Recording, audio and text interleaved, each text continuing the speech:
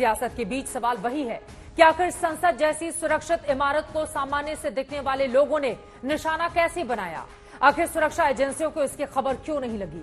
आज शंखनाद में इसी की हम पड़ताल करेंगे, लेकिन कार्यक्रम की शुरुआत इस वक्त एक बड़ी खबर आ रही है, उसके साथ करेंगे। दिल्ली पुलिस ने आज कोर्ट में पेशी के दौरान ललित झा को लेकर संगीन जानकारी दी है। पुलिस के मुताबिक ललित झा देश में अराजकता फैलाना चाहता था। संसद को टारगेट करने के बाद वो अपनी मांगों का दबाव बनाना चाहता था। आज ललित झा की कोर्ट में पेशी हुई, जिसके बाद उसे 7 दिन की पुलिस रिमांड में भेज दिया गया है। दिल्ली पुलिस ने कोर्ट को ये जानकारी दी है। मांगों के लिए सरकार पर दबाव बनाना चाहता था ललित झा। सभा की कार्रवाई आखिर कैसे 1.5 साल से संसद में घुसपैठ की साजिश रची जा रही थी? कैसे देश के अलग अलग हिस्सों से आए किरदारों ने पूरा प्लान तैयार किया? आखिर कैसे सुरक्षा एजेंसियों को भनक तक नहीं लगी? इस साजिश का सबसे बड़ा किरदार अब पुलिस की गिरफ्त में है, जिसके बाद जांच एजेंसियां साजिश की कड़ियों को जोड़ने की कोशिश कर रही हैं। अब मामले में कुल 6 किरदार हैं। 13 दिसंबर को 4 लोगों की गिरफ्तारी हुई। सागर शर्मा, मनोरंजन डी, नीलम आजाद और अमोल शिंदे। वहीं 2 शख्स घुसपैठ के 1 दिन बाद सरेंडर करते हैं। पहला ललित झा, दूसरा महेश। जबकि जांच में पाया गया है कि गुरुग्राम में हिरासत में लिए गए विकी और उसकी पत्नी का इसमें कोई रोल नहीं है। फिलहाल पुलिस ने उन्हें जाने दिया है। ललित झा को इस पूरे मामले का मास्टरमाइंड माना जा रहा है, जो कि घटना के वक्त से फरार था। वहीं महेश की भी पुलिस को तलाश थी, जो पेशे से मजदूर है। महेश की आरोपी नीलम से कई बार बात हुई थी। ललित झा ने सबसे पहले संसद के बाहर हुए हंगामे की तस्वीर सोशल मीडिया में पोस्ट की, जिसके बाद वो सीधा राजस्थान के नागौर भागा, जहां महेश ने अपने आईडी कार्ड पर ललित को होटल में कमरा दिलवाया। महेश को पूरी साजिश की जानकारी थी। सूत्रों के मुताबिक ललित झा लगातार न्यूज के जरिए अपडेट ले रहा था। जब उसे लगा कि उसका बचना मुश्किल है, तो उसने महेश के साथ नई दिल्ली के कर्तव्य पथ पर थाने में आकर सरेंडर कर दिया। महेश वो शख्स था जिसे आना था, लेकिन वो आया नहीं। लेकिन उसको ये कहना था कि जब अगर हम भागते हैं तो तुम हमारी मदद करोगे। फिर महेश ने छिपने में मदद की। ललित को जब वो राजस्थान पहुंचा तो उसको छिपने में मदद की, और उसके बाद इस पूरे वाकये में महेश का एक चचेरा भाई भी है, जिससे पुलिस फिलहाल पूछताछ कर रही है, क्योंकि पुलिस की टीम ट्रैक करते हुए सबसे पहले महेश के भाई तक पहुंची थी। और जब उस तक पहुंची तो पता लगा कि महेश और ललित दिल्ली सरेंडर करने जा चुके हैं। इस पूरी साजिश के सबसे अहम सबूत आरोपियों के मोबाइल फोन को माना जा रहा था, लेकिन यहाँ पुलिस को ललित ने एक बड़ा झटका दिया है।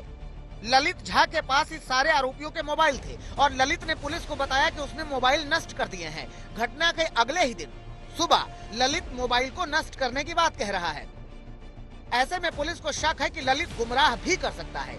पुलिस की अब कोशिश है कि किसी भी हालत में जो फोन है वो बरामद हो सके। पूछताछ में खुलासा हुआ है कि घुसपैठ का प्लान बी भी तैयार था। प्लान बी के तहत अगर किसी कारण से नीलम और अमोल संसद के करीब नहीं पहुंच पाते हैं, तो उनकी जगह महेश और कैलाश दूसरी तरफ से संसद के करीब जाते और मीडिया के कैमरों के आगे कलर बम जलाते और नारेबाजी करते। 12 दिसंबर की रात जब महेश और कैलाश गुरुग्राम विकी के घर पर नहीं पहुंचे, तो अमोल और नीलम को हर हाल में ये काम करने का जिम्मा सौंपा गया। इसके बाद ललित ने छिपने का प्लान बनाया। इस प्लान में महेश को जिम्मेदारी दी गई कि जब वो पुलिस से बचकर दिल्ली से निकलेगा तो राजस्थान में छुपने में मदद करे। बहरहाल जांच एजेंसियां लगातार पूछताछ कर रही हैं और हर एंगल से पड़ताल की जा रही है, क्योंकि मामला संगीन है और आरोपी सामान्य नजर आ रहे हैं। अरविंद ओझा के साथ हिमांशु मिश्रा, दिल्ली आज तक। इस वक्त एक और बड़ी खबर आ रही है। आरोपी ललित झा के पैतृक घर में पहुंच चुकी है पुलिस। बिहार के दरभंगा का रहने वाला है ललित झा। उसके घर पर इस वक्त पुलिस पहुंची हुई है। जांच के लिए अलग अलग टीमें बनाई गई हैं। बिहार पुलिस वहां पर पहुंची हुई है दरभंगा। आरोपियों के शहर में जाकर अलग अलग टीमें लगातार पड़ताल कर रही हैं। आरोपी झा के घर से सबूत इकट्ठे किए जाएंगे और घटना के तारों को जोड़ा जाएगा। इसके पीछे क्या कोई बड़ा मास्टरमाइंड है? किन लोगों के इशारे पर ये लोग काम किया करते थे? कई ऐसे सवाल हैं जिसका जवाब मिलना अभी बाकी है। इस साजिश को पूरी प्लानिंग के साथ तैयार किया गया। करीब 1.5 साल पहले सोशल मीडिया के जरिए ये लोग मिले, फिर साजिश के लिए चुनिंदा लोगों के नाम तैयार किए गए। बाकायदा एक व्हाट्सएप ग्रुप बना। प्लानिंग ऐसी कि किसी को कानों कान तक खबर नहीं लग पाई।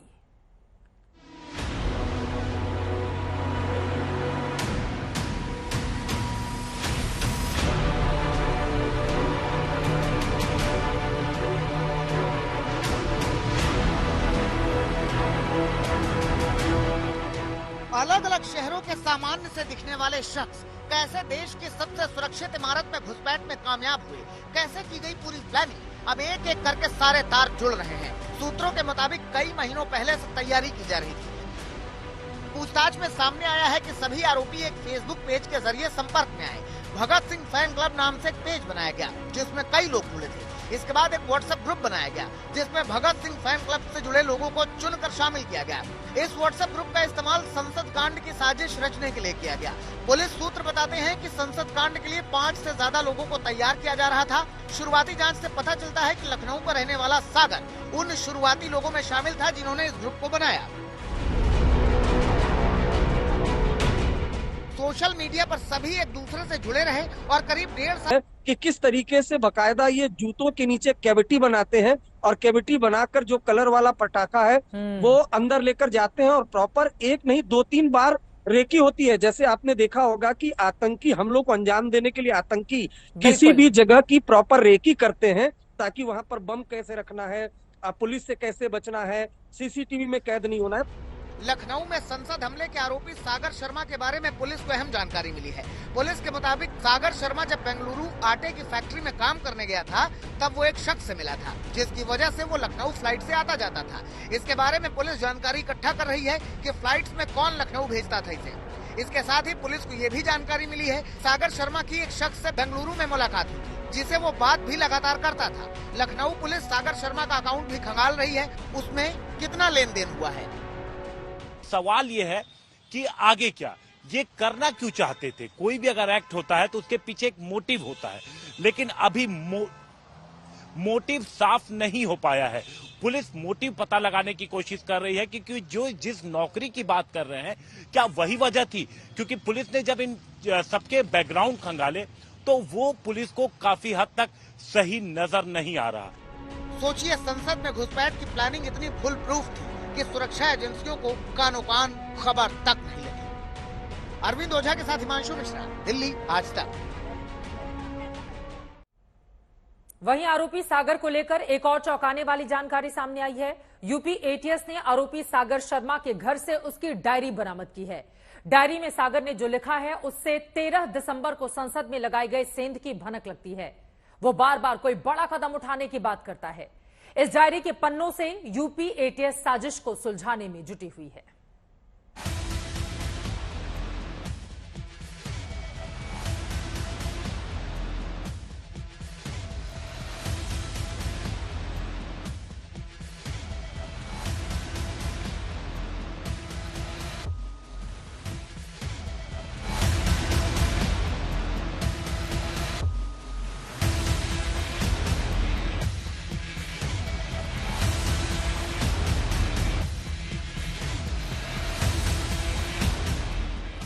संसद की सुरक्षा में सेंध लगाने वाला आरोपी सागर शर्मा दिल्ली में हुए इस सनसनीखेज कांड के बिखरी कड़ियों की सिरों को पकड़कर लखनऊ पहुंची पुलिस को सागर शर्मा के घर से एक सीक्रेट डायरी मिल गई है। पुलिस को यकीन है कि वो डायरी कई रहस्यों को खोल सकती है और साजिश के उलझे तारों को सुलझा सकती है। सागर की डायरी के इस पन्ने को गौर से देखिए। इस पन्ने की इबारत बता रही है कि सागर के दिल की गहराई में कैसे कैसे अरमान करवटें ले रहे थे। घर से विदा लेने का समय नजदीक आ गया है।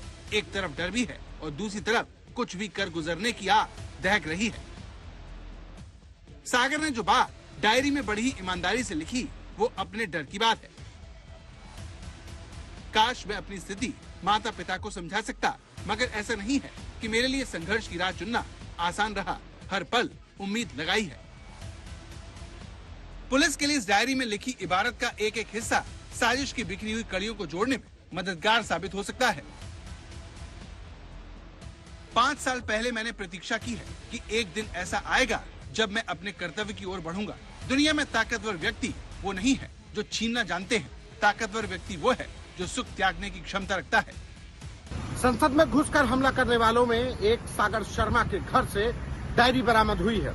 इस डायरी में वो 6 दिसंबर की तारीख लिखकर साफ लिखता है कि 5 सालों से मैं जिस चीज का इंतजार कर रहा था वो दिन आ गया है।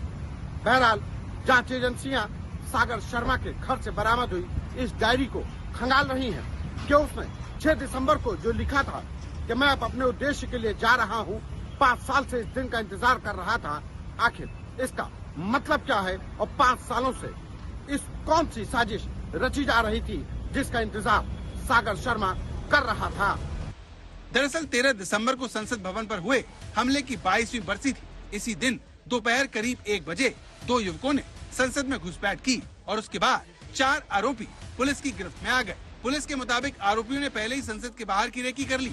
सभी आरोपी एक social media page Bhagat Singh fan club से जुड़े थे। लगभग 1.5 साल पहले सभी आरोपी मैसूर में मिले थे। लखनऊ से संतोष कुमार के साथ आज तक ब्यूरो।